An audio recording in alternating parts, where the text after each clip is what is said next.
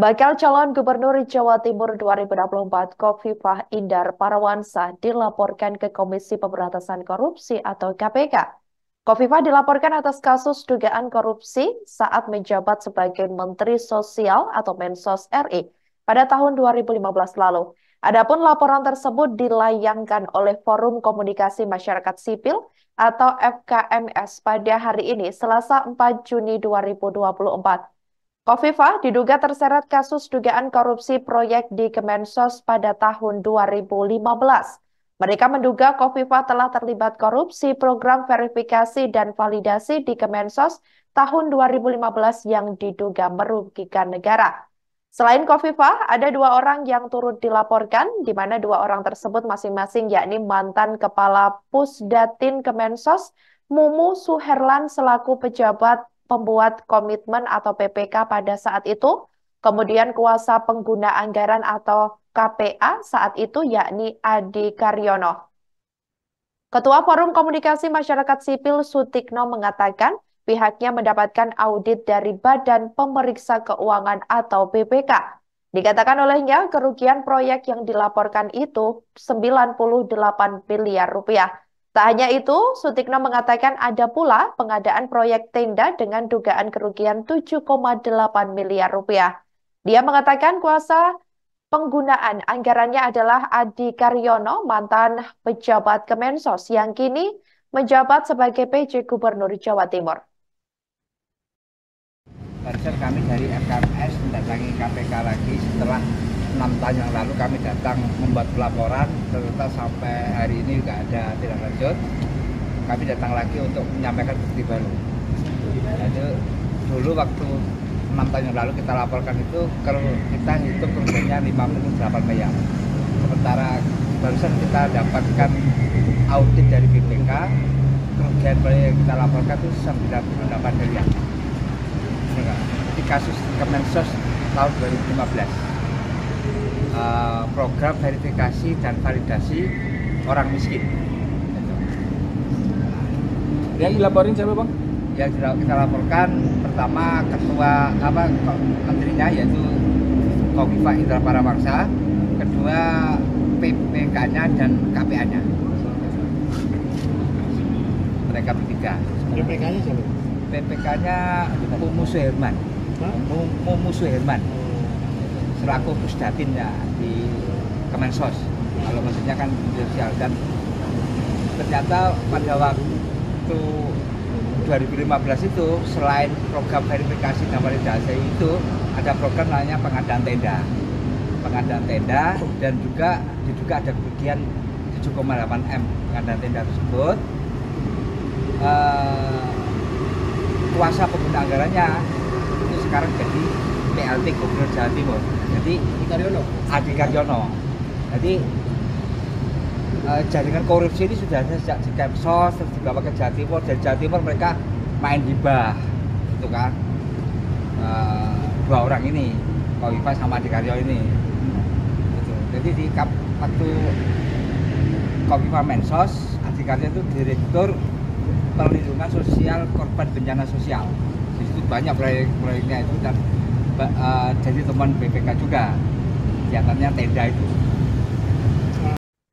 Terungkap kronologi pelaporan kasus dugaan korupsi proyek di Kementerian Sosial atau Kemensos pada tahun 2015 yang menyeret bakal calon Gubernur Jawa Timur 2024, yakni Khofifah Indar Parawansa dan dua pejabat lainnya. Laporan kasus dugaan korupsi proyek Kemensos tersebut dilayangkan oleh Forum Komunikasi Masyarakat Sipil atau FKMS. Diketahui, FKMS melaporkan kasus dugaan korupsi ini berdasarkan audit dari Badan Pemeriksa Keuangan atau BPK. Ketua FKMS Sutikno mengatakan bahwa kasus dugaan korupsi yang dimaksud mengenai program verifikasi dan validasi orang miskin, di mana seharusnya program tersebut harus ada musyawarah desa, kecamatan, hingga kabupaten. Namun disebutkan oleh Sutikno, hal itu diduga tidak dilakukan dan dimanipulasi. Ia mengatakan target yang seharusnya diverifikasi dalam program tersebut sekitar 15 juta orang atau keluarga penerima di seluruh Indonesia. Namun Sutikno mengatakan bahwa pihak terkait hanya menggunakan data dari Badan Pusat Statistik atau BPS yang dianggap sudah diverifikasi secara sepihak. Padahal menurutnya, fakta di lapangan tidak ada verifikasi data tersebut. Sehingga ada temuan dugaan korupsi 98 miliar rupiah dalam proyek di Kemensos pada tahun 2015 lalu tersebut. Bahkan Sutikno juga mengatakan pihak Khofifah telah melakukan uji coba terlebih dahulu, di mana uji coba tersebut dimenangkan oleh salah satu perguruan tinggi negeri di Jawa Timur yang nilai kerugiannya 2,5 miliar rupiah. Namun ia tidak menyebutkan secara gamblang perguruan tinggi yang dimaksud. Dugaan modusnya atau pengadaannya seperti apa? Kan program verifikasi dan validasi hanya pendataan orang miskin. Ternyata ditemukan oleh BPK itu kan mereka harus mengadakan musyawarah desa, musyawarah kecamatan, musyawarah kabupaten. Itu rata-rata tidak ada pekerjaannya, tapi dilaporkan ada. Dan itu kan orang datang, orang apa kan ada biaya makan, ada apa ya, itu rata-rata nggak ada. Targetnya kan 15 juta keluarga miskin yang mau diverifikasi itu. Ya kan ternyata mereka hanya pakai datanya BPS dianggap sudah diverifikasi itu. Padahal fakta lapangan nggak ada.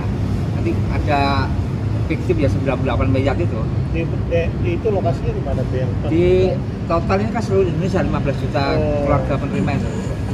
Nilai total paketnya kan 395 miliar. Kerugiannya 98 miliar.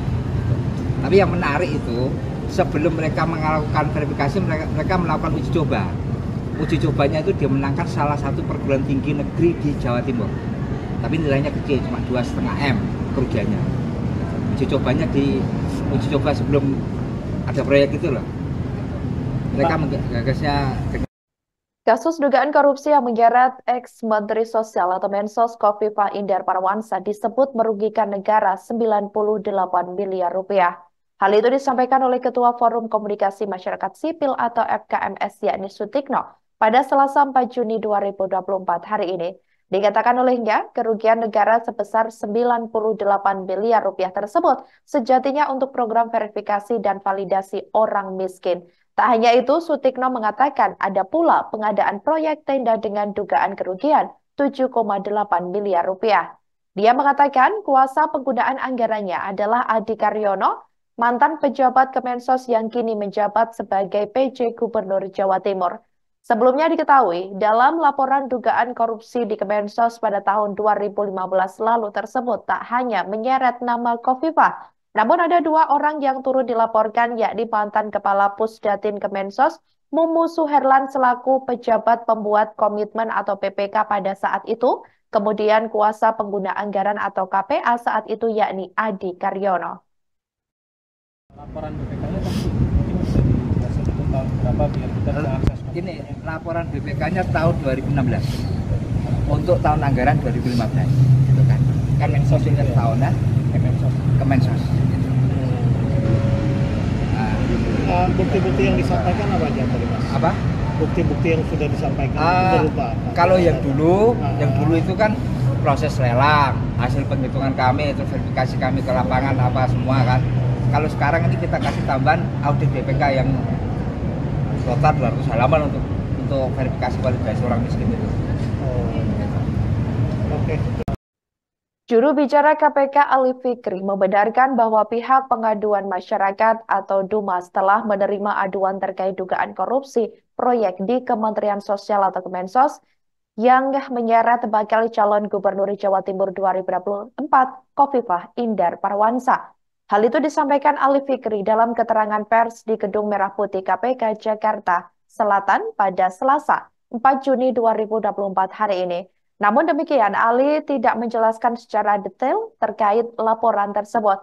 Pihaknya yang mengatakan bahwa KPK akan mendalami adanya laporan tersebut, yakni untuk memastikan apakah sesuai dengan syarat dari laporan masyarakat termasuk substansinya juga dilakukan pengayaan terlebih dahulu. Sebelumnya diketahui, ex-Menteri Sosial yakni Khofifah dilaporkan ke KPK oleh Forum Komunikasi Masyarakat Sipil atau FKMS bersama 2 pejabat lainnya pada Selasa 4 Juni 2024. Ketua FKMS Sutikno mengatakan bahwa ini bukanlah pertama kali pihaknya melaporkan kasus dugaan yang menyeret Khofifah. Ia mengatakan bahwa sebelumnya telah melaporkan kasus tersebut pada tahun 2018 atau sekitar 6 tahun yang lalu, namun tidak ada tindak lanjut dari KPK. Kemudian terkait tadi, Mas, ini ada pertanyaan ya. Laporan masyarakat, setelah kami cek di pengaduan masyarakat, memang betul ada laporan di bagian pengaduan masyarakat. Tentu kami secara normatif sudah boleh menyampaikan siapa pelapor dan siapa terlapor, walaupun pihak pelapor sepertinya sudah mempublikasikan dirinya sebagai pelapor dan siapa yang dilaporkan.